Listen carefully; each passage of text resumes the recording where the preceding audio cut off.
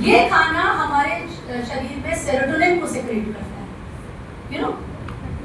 C you have a small brain over here also, gut में 1 million neurons से ज्यादा होते हैं, तभी तो आप एग्जामिनेशन हॉल के पास खड़े हो गए, आपको कुछ होता है, फ्लाइट छूटने वाली है, प्लेन छूटने वाली है, क्या है? This is gut brain axis. ये गट ब्रेन एक्सेस न्यूरोट्रांसमीटर्स से कनेक्टेड होती है, ठीक है। तो आप जब हेल्दी फूड लेते हैं, आप हाई फाइबर डाइट लेते हैं, मोटा अनाज लेते हैं, ताजे फल लेते हैं, सब्जियां लेते हैं, तो सेरोटोनिन सेक्रेट होता है, और वो सेरोटोनिन आपके ब्रेन की ऑप्टिमम फंक्शनिंग के लिए रिस्पॉन्सिबल है। जब आप प्री प्रोबायोटिक्स लेते हैं, this is the most important thing, I don't want to miss this opportunity to talk about pre-probiotics. Pre-probiotics should be a compulsory part of your diet. काय से मिलते हैं आपको? कांजी से मिलते हैं, पठे से मिलते हैं. Yes. And this is responsible for what? This is responsible for secreting GABA. और GABA आपको घबराहट से बचाता है, fear से बचाता है, पैनिक अटैक से बचाता है. If you want to be happy, healthy and calm, गावा चाहिए, और गावा के लिए प्री प्रोबायोटिक चाहिए. देन थर्ड पार्ट इज, ये थोड़ा सा और कहना चाहिए, you need to understand at the energy level, क्योंकि कहते हैं ना, निकोला टेस्ला ने कहा कि अगर ब्रह्मांड के रहस्यों को जानना है तो फ्रीक्वेंसी, वाइब्रेशन, एनर्जी के टर्म्स में सोचिए. तो ये शरीर भी तो खाली मैटर ही नहीं है ना, एनर्जी, फ्रीक्वेंसी, वाइब्रेशन है ना. इसकी हाई वाइब्रेशंस के लिए यू नीड अ संस्कारित फूड, क्योंकि जैसी हाई वाइब्रेशनल एनर्जी का फूड आप लेंगे वो आपकी एनर्जी को अफेक्ट करेगा. एनर्जी कैसे बन रही है? आपके थॉट्स और इमोशन से. Thoughts are electrical in nature, electrical energy in nature, and feelings are magnetic, that makes your electromagnetic field or the aura. तो ये आपको संस्कारित भोजन इसलिए आपको लेना है. संस्कारित भोजन की प्रक्रिया ये है, सिंपल तरीके से बता दें, भोजन बनाते समय खुश रहना है, बनाते समय कोई भजन चलाएं, श्लोक चलाएं. भोजन बहुत इंपॉर्टेंट चीज़ है, उसको नेग्लेक्ट मत करिए. दूसरी बात, खाते समय शामिल है, गुस्सा आ रहा है तो नहीं खाना. जब भोजन की थाली आ जाए तो एटलीस्ट से थैंक यू. कितने लोगों को भोजन नहीं मिला होगा आज? 3 बार गायत्री मंत्र बोल लीजिए, राधा राधा बोल लीजिए, राम राम बोल लीजिए. एनर्जी चेंज कर रही है. अभी मेरे पास टाइम नहीं है तो मैं तो इस मसारू इमोटो का आपको साइड को दिखाती कि उन्होंने 3 बीकर्स में, 4 बीकर्स में पानी लिया नाली का, और उसको वाइब्रेशंस दिए, कुछ से अच्छी बातें बोली तो अच्छे क्रिस्टल्स बने, क्रिस्टलाइजेशन किया उसका, और कुछ को बोला I hate you, I don't love you, you are an idiot, वो बेकार उसके वो बने क्रिस्टल्स. तो you have to charge your food and water before you take, that is going to charge you, understand. तो ये बहुत इंपॉर्टेंट है जिसमें आपको भोजन का ध्यान रखना है. एंड लास्ट, जो आजकल उपवास चल रहे हैं वो जरूरी है, क्योंकि ये भी एक Nobel prize winner Japanese scientist हुए, उन्होंने ऑटोफेजी में स्टडी किया. Whenever you are fasting you are cleaning your liver. और जब आप बार बार खाते हो तो टॉक्सिन्स ज़्यादा रिलीज होते हैं.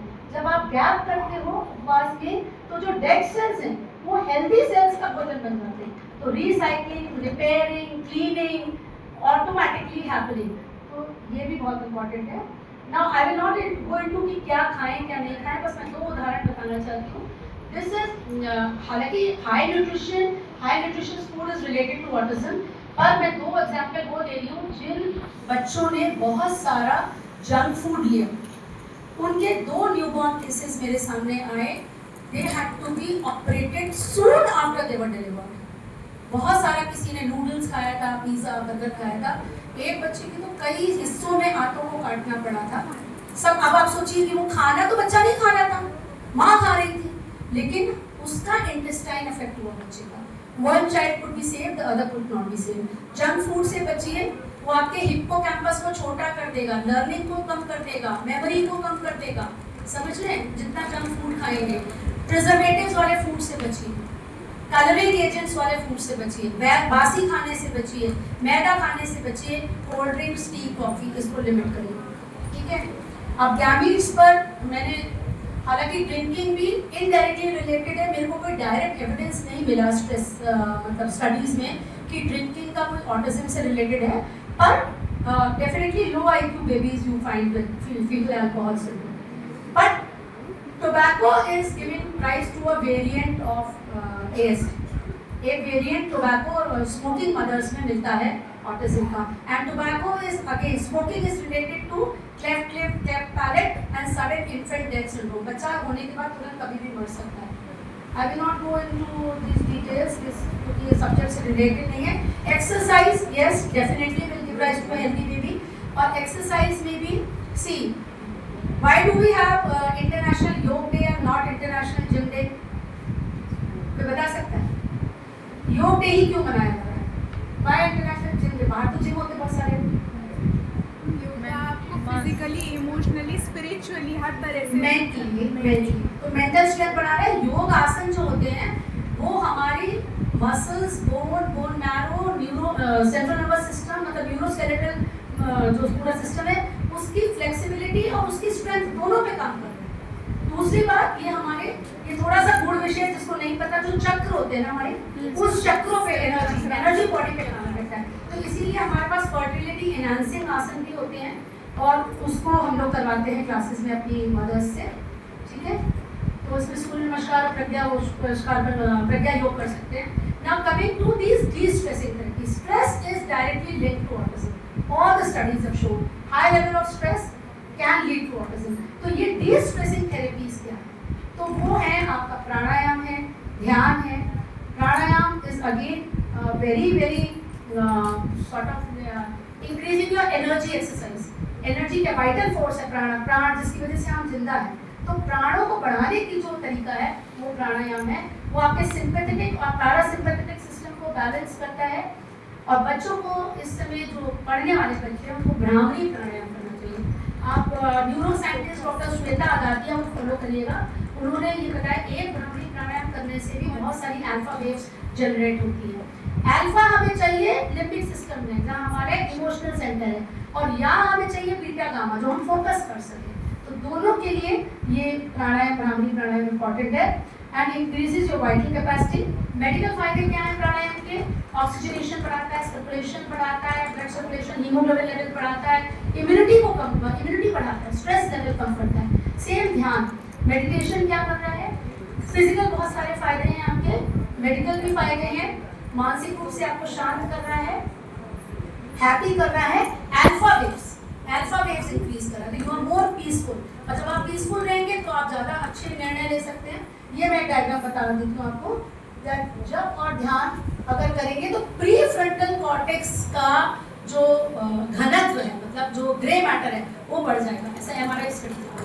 तो प्री फ्रंटल कॉर्टेक्स अगर आपका शार्प हो रहा है तो तो कंसंट्रेशन, निर्णय लेने की क्षमता, संघर्ष करने की क्षमता, नए विचारों को ग्रहण करने की क्षमता, लर्निंग, एमाइगडाला सिकुड़ जा रहा है। जितनी भी आप ये प्रैक्टिसेस करेंगे, प्राणायाम करेंगे, हेल्दी डाइट लेंगे, ध्यान करेंगे, जब करेंगे एमाइगडाला सिकुड़ जाएगा। एमाइगडाला का सेंटर है घबराहट का, पैनिक का, भय का, वो सिकुड़ जाएगा। तो ये साइमल्टेनियसली दोनों चीज हो गई है। टीलोमियर, एजिंग के साथ, एजिंग में क्या हो रहा था? एजिंग ओवा में क्या हो रहा था? टीलोमियर झड़ रहा है।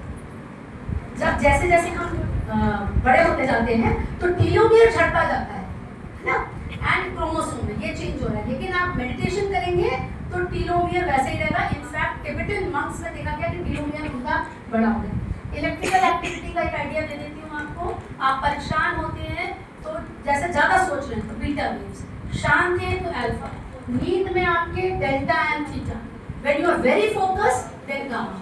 तो Om chanting, Om can increase gamma and increase alpha at the same time. Then मंत्र जप का जो साइंस है वो बहुत डीप है, पूरे 1 घंटे पढ़ाना होता है।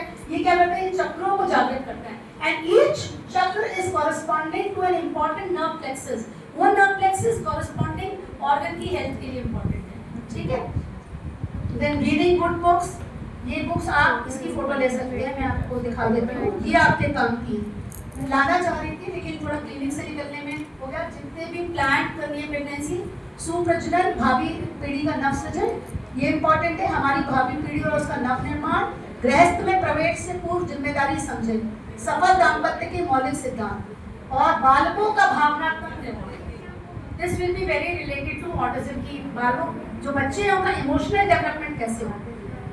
अब इमोशनल मतलब हेल्थ के लिए ये जो डिस्ट्रेसिंग है वो आपको कुछ ना कुछ हेल्प लग रहा है एक चीज़ के वीडियो बनेंगे। उससे क्या होगा कि पॉजिटिव हार्मोन्स निकलेंगे, you can decrease your stress hormones, ठीक है।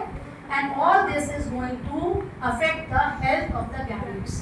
तो now the choice is yours.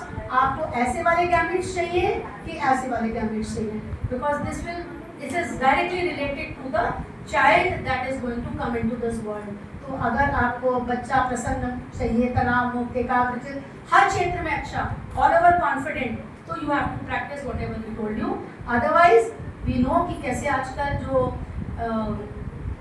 Stress hormones, जिसमें बहुत ज़्यादा ये स्टडी है, हाई लेवल रहा कॉर्टिसोल, उसमें जो बच्चे होते हैं वो कोलिकी मतलब समझते हैं, वो जो ऐंठ जाते हैं बच्चे, वो रोते रहते हैं, चिड़चिड़े, कभी पेट में दर्द है, कभी कान में दर्द, वो ऐंठ रहे हैं बिल्कुल, उनकी मसल्स इतनी रिजिड हो जाती है बिकॉज ऑफ कॉर्टिसोल के इफेक्ट में। और ये बच्चे ADHD और डाउन सिंड्रोम के बहुत ज़्यादा शिकार हैं। ठीक है, आध्यात्मिक स्वास्थ्य बहुत डिटेल है, तो आई will not go into it, because हम लोग यज्ञ भी करा रहे गर्भ पुष्टि सामग्री से, किस तरह की सामग्री यूज हो वो भी इफेक्ट करता है वूम के दौरान हेल्थ को। This I was telling you कि ग्रे मैटर किस तरह से बढ़ रहा है, जब और ध्यान से, ये हमारा स्टडीज है।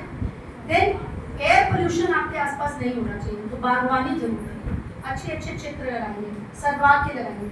Last but not the least is radiation. ये आज का बहुत बड़ा एक दैत्य है, और ये प्रूव है कि इलेक्ट्रोमैग्नेटिक रेडिएशन से बहुत सारी प्रॉब्लम्स हो रही हैं। ग्लाइल सेल ट्यूमर हो रहा है, लिसनिंग डिसेबिलिटीज हो रही हैं, कानों में झुंझुनी, ब्रेन का डिसफंक्शनिंग, इमोशनल डिसफंक्शन, ये सिर में दर्द, ये सारा इससे हो रहा है। और इसमें देखिए जो छोटे बच्चे होते हैं फर्स्ट 2 years, इसमें डॉक्टर पूनम गंभीर से मेरा डिस्कशन हो रहा था, she is a geneticist. She says कि बच्चा नॉर्मल पैदा हुआ, लेकिन अगर स्क्रीन का ओवर यूज है तो वर्चुअल ऑटिज्म आ रही है। वो बच्चे बिल्कुल ऑटिस्टिक बिहेवियर के साथ आ रहे हैं, जिसमें कि 2 साल तक के बच्चों में आपको ध्यान है। पर I have seen an adult case also, वो बच्चा 10th तक बिल्कुल ठीक था, और 12th में ओवर यूज ऑफ स्क्रीन ने उसकी पूरे जीवन खराब कर दिया। He is no more leading a normal life.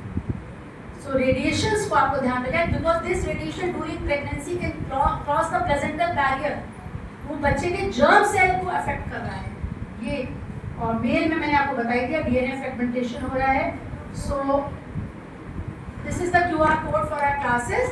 तो just to summarise, see prenatal period में हमने जो बताया, टाइमली अगर विवाह हो रहा है, दाम्पत्य में सामंजस्य है, डाइट ठीक है, ये जो सारा पूरी लाइफस्टाइल बताया वो, प्लस डायबिटीज कंट्रोल करना है, अगर कोई फैमिली हिस्ट्री है तो जेनेटिक काउंसलिंग लेनी है, और जल्दी कंसीव करना है। ठीक है, that will prevent autism. During pregnancy पूरी प्रीनेटल स्क्रीनिंग, 12 वीक्स पे आपको double marker and NT-MT scan, उसके बाद 18 से 20 हफ्ते पे आपका एनामली स्कैन, और फीटल इको 24 to 26 वीक्स पे। लेटर ऑन वो आगे कलर डॉक्टर होते हैं। And postnatal good loving tender care for the young born, and screen avoid करिए 2 साल। This is important. Thank you.